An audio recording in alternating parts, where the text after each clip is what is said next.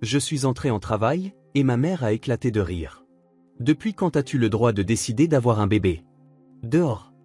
Ma sœur a souri avec mépris et a pointé ma voiture. Bonne chance. On a fait un peu de maintenance. Je suis monté dedans, j'ai appuyé sur l'accélérateur, rien. Les pneus étaient à plat, complètement lacérés. Puis, une voiture de luxe s'est arrêtée discrètement devant la porte.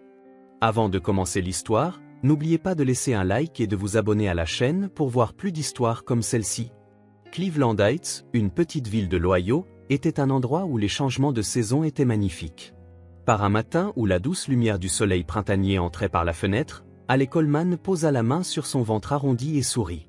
Enceinte de 9 mois, bientôt, leur bébé, à elle et Michael, allait naître. « Bonjour bébé, dit-elle doucement, tu vas bien aujourd'hui ?» Ayant travaillé comme infirmière à l'hôpital Cleveland Memorial pendant plus de 10 ans, Haley était appréciée de ses collègues et patients pour son calme et son sens aigu de l'observation. Il y a 4 ans, elle avait rencontré Michael Green, un pédiatre du même hôpital, et après une douce romance, ils s'étaient mariés. Le caractère sincère et compatissant de Michael faisait de lui un médecin parfaitement adapté, adoré des enfants. Comblé par l'arrivée de leur premier enfant tant désiré, le couple avait acheté une petite maison confortable dans le quartier résidentiel calme de la ville. À côté du bureau de Michael, une charmante chambre de bébé décorée en jaune et blanc était déjà prête. Ils avaient délibérément choisi de ne pas connaître le sexe, attendant avec impatience le moment de la naissance. Pendant qu'elle préparait le petit déjeuner, le téléphone sonna. En voyant le nom affiché, l'expression d'Haley s'assombrit légèrement.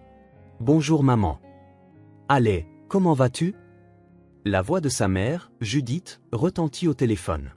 Elle était l'une des agents immobiliers les plus prospères de la ville, son nom et son visage apparaissaient fréquemment sur les publicités locales et les panneaux d'affichage. « Je vais bien, le bébé aussi. »« Bien, c'est une bonne chose. » La voix de Judith avait une pointe de froideur. « Combien de temps dure la conférence de Michael ? » Encore 3 jours, il revient bientôt de Chicago.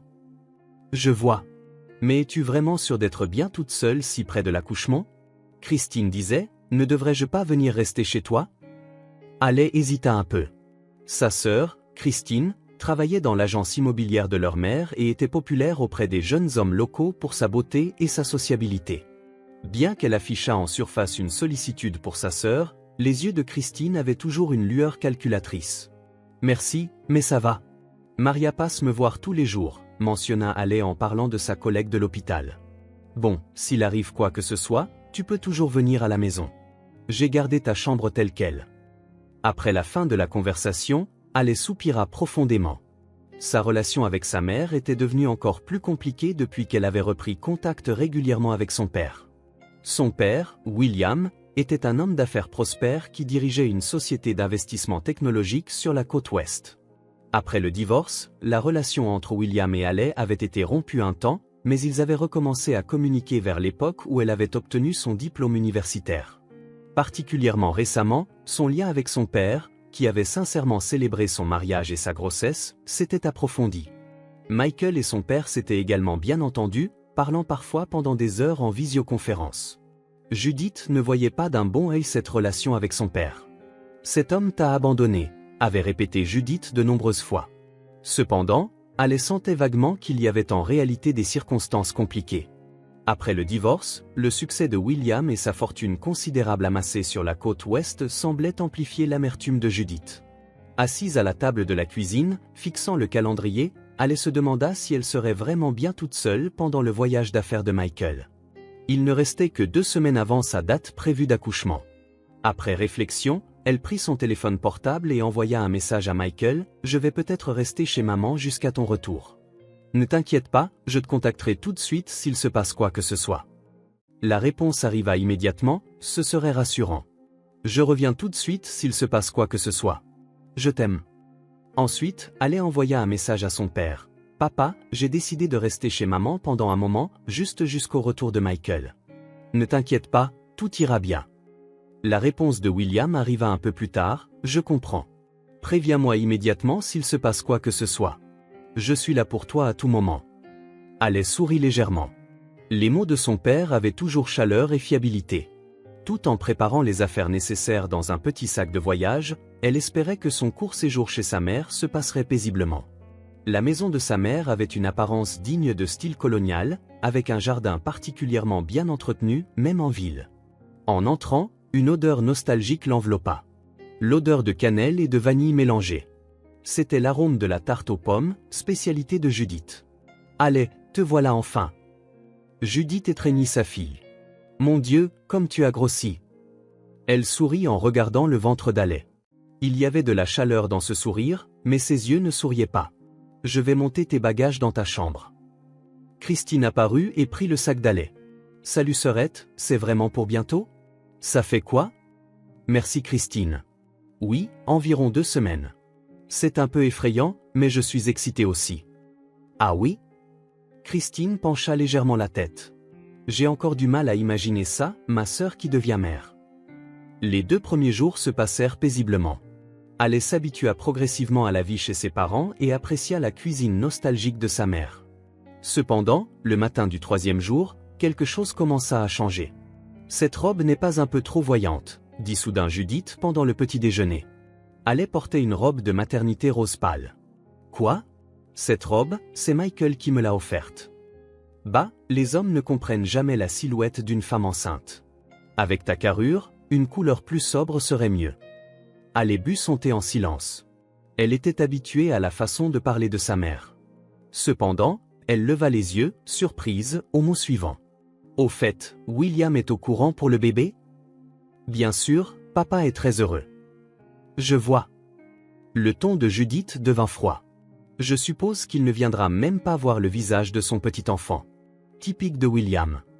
Papa a promis qu'il viendrait nous voir quand le bébé naîtra. » « Ah, les promesses ? » Judith posa son assiette brutalement. « Tu devrais savoir mieux que quiconque à quel point les promesses de cet homme ne valent rien. »« Maman, ce n'est pas vrai. »« Papa, ça suffit. » Judith changea de sujet. « Christine t'emmènera faire des courses en voiture aujourd'hui.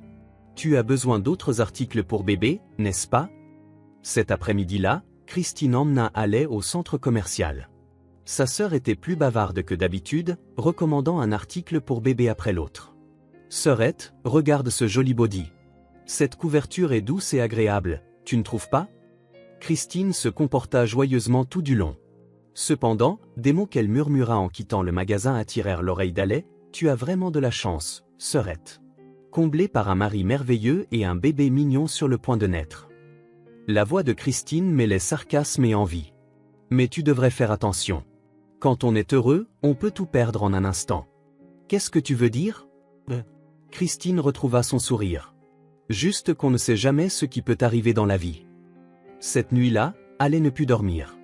Regardant la lune par la fenêtre, elle pensait au changement de comportement de sa mère et de sa sœur. Il y avait quelque chose d'anormal dans leur attitude. Leur réaction, surtout en parlant de sa grossesse, la dérangeait.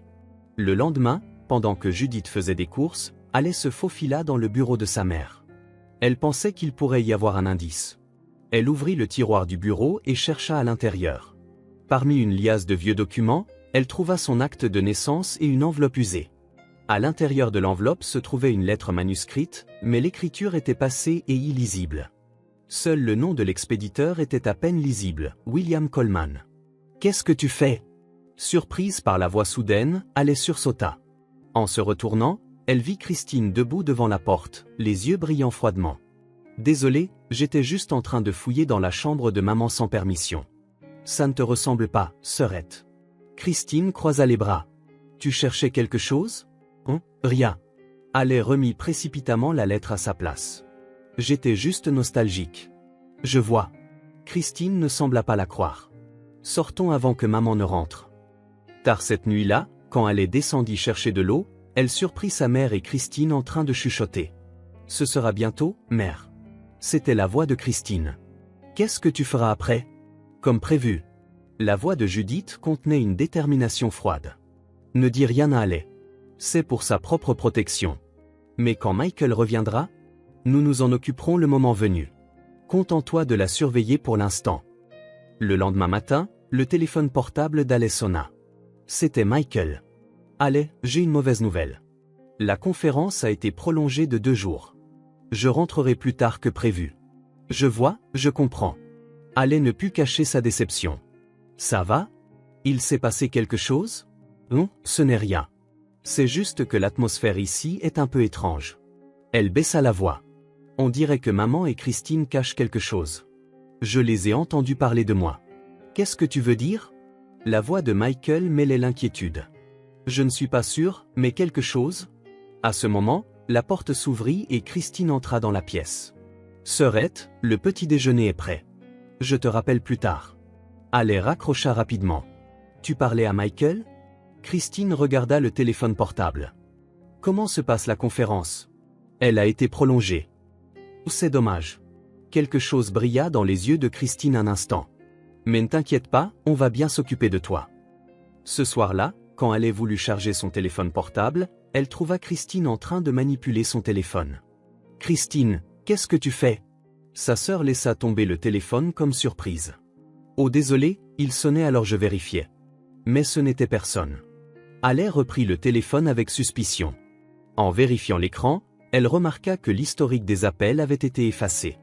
Elle réalisa aussi que la batterie était soudainement faible.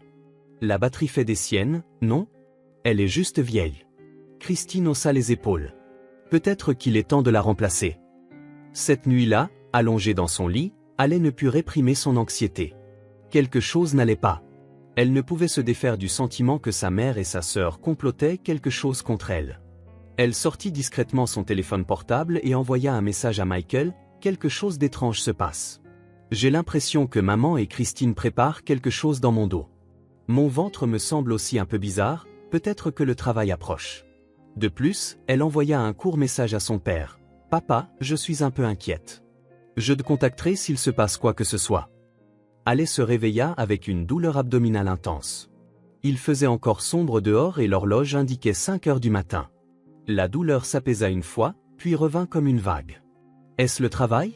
En tant qu'infirmière, elle savait comment fonctionnaient les contractions, mais c'était la première fois qu'elle les vivait elle-même. Elle s'assit lentement et essaya de calmer sa respiration. Quand elle commença à compter les intervalles entre les douleurs, elle réalisa qu'ils étaient déjà de 10 minutes. C'était le vrai travail. Reste calme, se dit-elle. D'abord contacter Michael, puis aller à l'hôpital. Elle prit son téléphone portable, mais l'écran resta noir. La batterie était complètement déchargée. C'est étrange, je l'ai chargée hier soir. La vague suivante de contractions arriva. Alais serra les dents et attendit que la douleur s'atténue.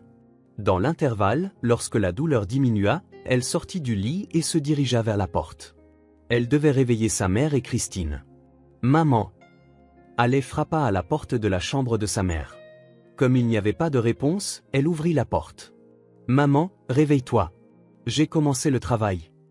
Judith était déjà réveillée, entièrement habillée. Elle était assise sur le bord du lit. Elle leva lentement le visage et regarda sa fille. Il y avait une froideur dans son expression qu'Alais n'avait jamais vue auparavant. Maman? Alais devint mal à l'aise. Emmène-moi à l'hôpital. J'ai commencé le travail. Judith fixa sa fille et finalement, les coins de sa bouche se relevèrent. C'était plus un ricanement froid qu'un sourire. Le travail? Elle se leva lentement. Alors, mais qui t'a donné la permission d'avoir un enfant? Sors. Alais resta bouche bée. Elle ne comprenait pas les mots de sa mère. Qu'est-ce que tu racontes? C'est une blague? Le bébé arrive. Tu crois que je ne sais pas? La voix de Judith était froide comme la glace. Tu as été en contact avec William. Tu essaies de donner naissance à son petit enfant. As-tu oublié ce qu'il t'a fait? Papa n'a rien fait. C'est toi qui as divorcé. Cria Alais. S'il te plaît, ce n'est pas le moment pour cette conversation. Je dois aller à l'hôpital. Tu as choisi William. Judith se détourna. Je ne suis plus ta mère. À ce moment, la voix de Christine se fit entendre depuis le couloir. Qu'est-ce qui se passe? Elle aussi était entièrement habillée, maquillée, à 5 heures du matin. Ta sœur semble être en travail. Christine sourit malicieusement. Surprise? Nous avons surveillé chacun de tes mouvements. Christine, s'il te plaît. Alais supplia sa sœur de l'aide. Je ne comprends pas ce qui se passe, mais pour l'instant, c'est le bébé qui compte. Emmène-moi à l'hôpital. Qu'est-ce que c'est que ce visage? Dit Christine en descendant les escaliers. Vas-y simplement avec ta propre voiture. Alais suivit Christine jusqu'à l'entrée. Par la fenêtre, elle pouvait voir sa voiture, celle avec laquelle elle était venue quand Christine l'avait emmenée faire les courses la veille. Mais les clés? Christine prit les clés de voiture sur l'étagère et les lança à Haley. Nous l'avons bien entretenue, alors j'espère que tu arriveras à bon port. Un frisson parcourut l'échine d'Haley aux mots et à l'expression de Christine. Qu'est-ce que vous avez fait? Qui sait? Christine eut un large sourire. Mieux vaut te dépêcher, ou le bébé pourrait être en danger. La vague suivante de contraction arriva. Haley s'agrippa au cadre de la porte et endura la douleur. Pourquoi faites-vous ça? Sors. Judith descendit les escaliers. Tu ne fais plus partie de cette famille. Dans la confusion et la douleur, Haley réussit tant bien que mal à sortir par la porte d'entrée. L'air froid du matin lui frappa les joues. Mec, murmura-t-elle le nom de son mari. Son téléphone portable était mort et inutile. Lorsqu'elle tenta de retourner à la maison pour utiliser le téléphone fixe, la porte était déjà verrouillée. Désespérément, elle se dirigea vers la voiture. Elle inséra la clé, ouvrit la portière et réussit tant bien que mal à s'asseoir sur le siège conducteur. Reste calme. 20 minutes jusqu'à l'hôpital. Ça va aller, bébé. Elle démarra le moteur et appuya sur l'accélérateur. La voiture rugit mais ne bougea pas. Lorsqu'elle appuya de nouveau sur l'accélérateur, le moteur monta en régime, mais la voiture ne bougea pas d'un pouce. Confuse, elle sortit de la voiture et vérifia les pneus, pour découvrir une vision désespérante. Les 4 pneus étaient complètement à plat. Des coupures nettes faites par une lame étaient clairement visibles sur la surface en caoutchouc. Pourquoi? Haley s'effondra à genoux. Elle couvrit son visage de ses 2 mains et des larmes coulèrent sur ses joues. Une autre contraction arriva, cette fois plus intense et plus longue. À l'aide, quelqu'un. Depuis la fenêtre de la maison de sa mère, Judith et Christine la regardaient de haut avec des yeux froids. Aucune d'elles ne bougea d'un muscle. Haley pensa désespérément. C'était trop loin pour marcher jusqu'à la maison la plus proche, surtout dans son état de travail. Son téléphone portable était inutilisable. À ce rythme, elle finirait par accoucher dans la rue. Juste à ce moment, elle entendit le bruit d'un moteur au loin. Un son silencieux et doux, le son distinctif de la conduite régulière d'une voiture de luxe. Une voiture de luxe noire tourna au coin de la rue et s'approcha lentement. Des phares éblouissants illuminaient l'obscurité. La voiture s'arrêta silencieusement devant Haley. La portière s'ouvrit et un homme en sortit précipitamment. Un homme grand, aux épaules larges, aux cheveux grisonnants. Haley. Papa? Haley regarda la silhouette de son père avec incrédulité. William Coleman se précipita aux côtés de sa fille. Est-ce que ça va? Je me suis inquiété après avoir reçu ton message hier soir, alors j'ai pris le premier vol ce matin. Que se passe-t-il? Le travail a commencé. Haley prit une profonde inspiration, se préparant pour la prochaine vague de douleur. Les pneus de la voiture? William jeta un bref coup d'œil aux pneus à plat, puis soutint immédiatement sa fille. Allons tout de suite à l'hôpital, dans ma voiture. Il aida sa fille à monter dans la voiture, la portant presque, et l'allongea sur la banquette arrière. Tiens bon. Nous serons bientôt à l'hôpital. À ce moment, la porte de la maison s'ouvrit et Judith et Christine se précipitèrent dehors. William. La couleur quitta le visage de Judith. Pourquoi es-tu ici? William répondit calmement, mais d'une voix maîtrisant sa colère, je suis venu parce que ma fille est en danger. Judith, je sais tout ce que vous avez fait. De quoi parles-tu? Nous n'avons rien fait, dit Christine frénétiquement. Ne mentez pas. La voix de William était basse et digne. Vous avez trafiqué le téléphone portable d'Haley, délibérément mis sa voiture hors d'état, refusé de l'aider alors qu'elle souffrait pendant le travail. Est-ce ainsi qu'une mère et une sœur agissent? Qu'est-ce que tu en sais? Hurla Judith. Tu nous as abandonnés. Je ne vous ai pas abandonnés. C'est toi qui m'as chassé, dit William calmement. Et maintenant, tu essaies de chasser ta propre fille aussi. Nous en discuterons plus tard. Pour l'instant, Haley et le bébé sont la priorité. Il retourna au siège conducteur et démarra le moteur. Ne pensez pas que vous vous en tirerez comme ça, Judith, Christine. La voiture s'éloigna lentement et disparut au coin de la rue. Sur la banquette arrière, Haley demanda à son père tout en s'abandonnant à la prochaine vague de contraction, « Pourquoi es-tu venu ?» Après avoir lu ton message hier soir, j'ai senti que quelque chose n'allait pas, répondit William en conduisant. J'ai pris le premier vol pour l'Ohio ce matin, j'ai loué une voiture et je suis venu tout de suite. J'avais l'intuition que tu étais en danger. Merci papa, pleura Haley. S'il te plaît, Contacte Michael tout de suite. William sourit à sa fille. Tout va bien se passer, allez. Nous serons bientôt à l'hôpital. Je suis là pour toi. Enveloppée par la voix calme de son père, Alec se sentit un peu rassurée. Cependant, sentant la prochaine contraction arriver encore plus forte, elle réalisa que la naissance était imminente. Vite! Le bébé? William appuya sur l'accélérateur. La voiture de William arriva à l'entrée des urgences de l'hôpital Cleveland Memorial comme si elle glissait. Il expliqua rapidement la situation au personnel de l'hôpital, et Alec fut immédiatement emmené à la maternité. Tout va bien se passer, Alec, dit William en tenant la main de sa fille. Les meilleurs médecins sont ici. J'ai aussi contacté Michael. Il est dans l'avion maintenant, il devrait arriver à temps. Après examen, il fut déterminé que le travail d'Alec était encore au début. Cependant, les intervalles entre les contractions se raccourcissaient et les médecins lui dirent qu'elle accoucherait probablement aujourd'hui. Madame Coleman, vous avez de la chance, dit le docteur Phillips, le médecin traitant. Si votre père ne vous avait pas trouvé, cela aurait pu être une situation dangereuse. Alec sourit, mais fut bientôt frappé par la prochaine vague de contractions. Mec, ne t'inquiète pas, il sera bientôt là, répondit calmement William. La porte de la chambre d'hôpital s'ouvrit et une infirmière entra. Alec, ça va? Maria. Oh, je suis si content de te voir. Alec fut soulagé de voir le visage de sa collègue. Je n'étais pas de service, mais quand j'ai entendu que tu étais admise, je suis venu en courant. Maria lui serra la main. Nous veillons tous sur toi. Au fil du temps, les contractions d'Alec devinrent de plus en plus intenses. William ne la quitta pas, essuyant la sueur de son front et lui mettant des copeaux de glace dans la bouche, lui apportant tout le soutien possible. « Papa, comment as-tu su ?» demanda Alec entre deux douleurs. « Comment es-tu arrivé juste au bon moment ce matin ?» William réfléchit un instant et finit par parler doucement. « En fait, je veillais sur toi tout ce temps. Même quand nous étions séparés, j'étais toujours inquiet pour toi. Mais tu étais censé être sur la côte ouest ? Oui, mais quand j'ai appris que tu étais enceinte, j'ai engagé une société de surveillance. Je leur ai fait installer un logiciel de suivi sur ton smartphone. Bien sûr, normalement, j'essayais de ne pas regarder. Je voulais respecter ta vie privée. Mais après avoir reçu ton message hier soir, j'ai vérifié ta localisation. Pourquoi aller si loin ? William expira profondément. Parce que je connais Judith. Je sais à quel point elle était consumée par la vengeance. Je craignais qu'elle ne dirige sa rancune contre moi vers toi aussi. À ce moment, la porte s'ouvrit brusquement. Michael se précipita dans la pièce, hors d'haleine. « Allez !» Michael.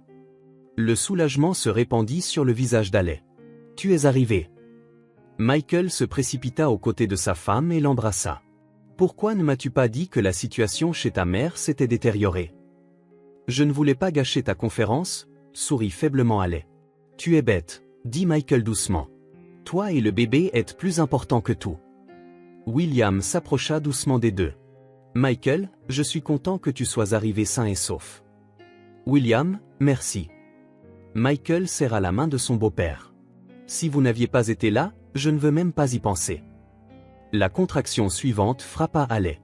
C'était la plus forte jusqu'à présent. « Ça vient.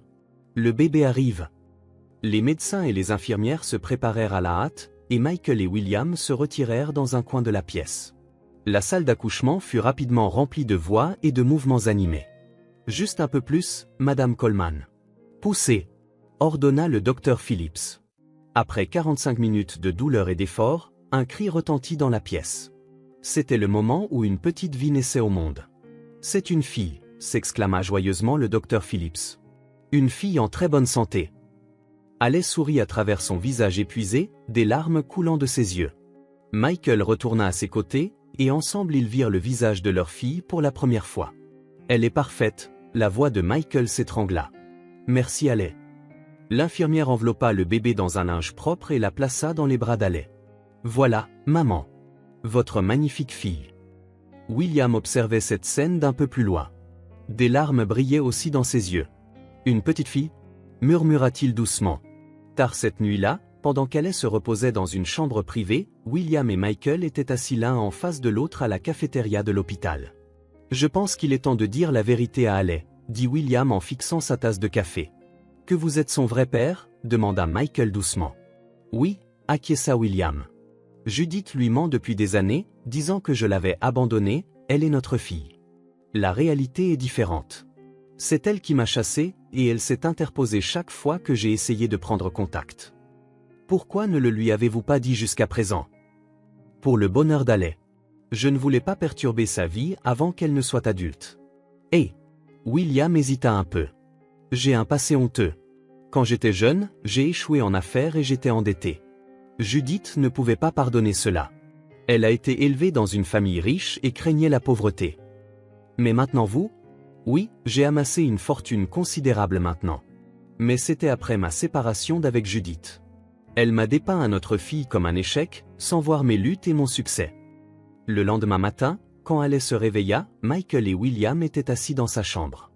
Elle sentit à leurs expressions que quelque chose de sérieux se passait. « Bonjour », sourit Alay. « Pourquoi ces visages sérieux, vous deux?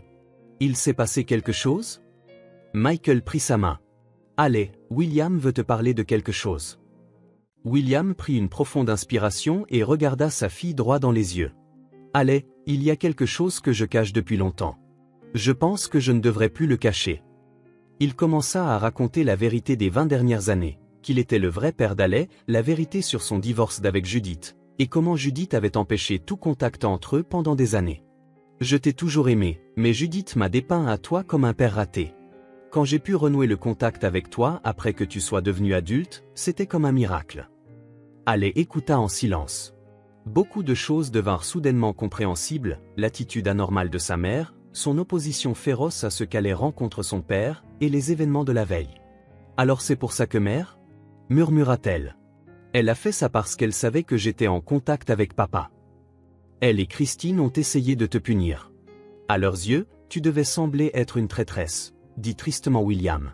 Je vais signaler ça à la police, dit Michael d'un ton sévère. Elles ont délibérément mis Alay et le bébé en danger. Alay resta pensive un moment. Finalement, elle dit doucement, je sais qu'elle devrait être punie. Mais pour l'instant, je veux me concentrer sur notre fille. Sur notre nouvelle famille. La lumière du soleil matinal entrait par la fenêtre, enveloppant le berceau du bébé d'une douce lumière. Alay sourit. J'ai choisi son nom, Michael, si ça te va. Que dirais-tu d'Eleanor Grace Green?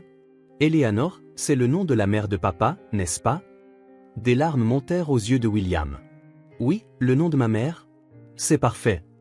Michael acquiesça. Eleanor Grace. Un prénom merveilleux. Tous les trois contemplèrent la petite Eleanor. 6 mois après la naissance d'Eleanor, par un jour d'automne, Alay jouait avec sa fille sur une couverture dans le jardin. Eleanor avait de grands yeux bleus comme sa mère et des cheveux bruns bouclés hérités de son père, et commençait déjà à former une personnalité adorable. Regarde Ellie, c'est un oiseau. Alay rit en agitant un petit jouet en peluche devant sa fille. Eleanor tendit joyeusement la main, essayant de l'attraper avec ses minuscules doigts roses. Michael rentra tôt du travail et se tint à l'entrée du jardin. Il les regarda toutes les deux, sentant son cœur se remplir de chaleur. « Qu'est-ce que vous faites, vous deux ?» demanda-t-il en s'approchant. « Papa est rentré, » dit Alay à sa fille. « Bon retour. Tu es en avance aujourd'hui. Le dernier patient a annulé. » Michael s'assit à côté d'eux et embrassa la joue d'Eleanor. Et William devrait arriver bientôt. Le père d'Alay avait commencé à leur rendre visite toutes les 2 semaines. Il avait récemment ouvert un petit bureau à Cleveland et développait ses affaires sur la côte est. Cependant, ce n'était qu'un prétexte. En réalité, c'était pour passer plus de temps avec sa petite fille. « Je devrais préparer le dîner pour papa. » Alay commença à se lever, mais Michael lui prit la main. « Tout est déjà prêt. Repose-toi aujourd'hui. » La vie s'écoulait paisiblement et heureusement. Alay avait repris le travail, ne travaillant à l'hôpital que 3 jours par semaine. Elle passait les autres jours avec Eleanor. Avec le soutien financier de William, ils avaient déménagé dans une maison plus grande, et Michael renforçait sa réputation de pédiatre. Cependant, les ombres du passé n'avaient pas complètement disparu. Un jour, alors qu'Alay emmenait Eleanor en poussette au centre commercial, il y eut une rencontre inattendue. Elle se retrouva face à face avec une Judith amaigrie et à l'air fatigué devant l'escalator. Sa mère s'arrêta un instant et contempla sa petite fille. Des larmes montèrent à ses yeux. « Beau bébé » dit Judith d'une petite voix. « Merci » répondit calmement Alay. Il y avait encore des blessures dans son cœur, mais elle sentait aussi la vulnérabilité de sa mère. Je ne pensais pas avoir l'occasion de te parler, continua Judith doucement. J'ai fait quelque chose d'impardonnable. Des années de colère et de jalousie m'avaient rongé. Allais ne dit rien, tenant la petite main de sa fille. Christine suit aussi une thérapie, ajouta Judith. Elle regrette aussi ce qu'elle a fait. Surtout que tu aies été mise en danger à cause de ça. À la suite du procès, Judith avait été condamnée à des travaux d'intérêt général et Christine avait reçu une peine avec sursis. Leur réputation dans la communauté avait été gravement endommagée et l'agence immobilière de Judith avait subi un sérieux revers. Je ne peux pas encore te pardonner complètement, dit franchement Allais. Mais je veux te donner l'opportunité d'être une grand-mère pour Eleanor. Avec le temps, petit à petit. Ce week-end-là, une petite réunion eut lieu chez Allais. William, Michael et les amis proches d'Allais se réunirent pour célébrer les 6 mois d'Eleanor. Dans un coin de la pièce se trouvaient Judith et Christine, qui avaient été invitées. Elles n'étaient pas encore pleinement acceptées par tout le monde, mais elles avaient fait un pas en avant. Tenant Eleanor, Allais regarda par la fenêtre. Les arbres se teintaient de couleurs dorées et le coucher de soleil filtrait entre eux. Elle contempla, qu'est-ce qu'une vraie famille? Ce n'est pas seulement une question de lien du sang, mais de se respecter mutuellement et de se soutenir, surtout dans les moments difficiles. Et parfois, c'est avoir le courage de reconnaître ses erreurs et de pardonner. Il n'existe pas de famille parfaite, mais les relations peuvent être construites sur une base d'amour et d'honnêteté. Regardant autour d'elle sa nouvelle famille choisie et la famille de sang avec laquelle elle réparait progressivement les liens, Allais sourit doucement. Ce n'était pas une fin, mais un nouveau commencement.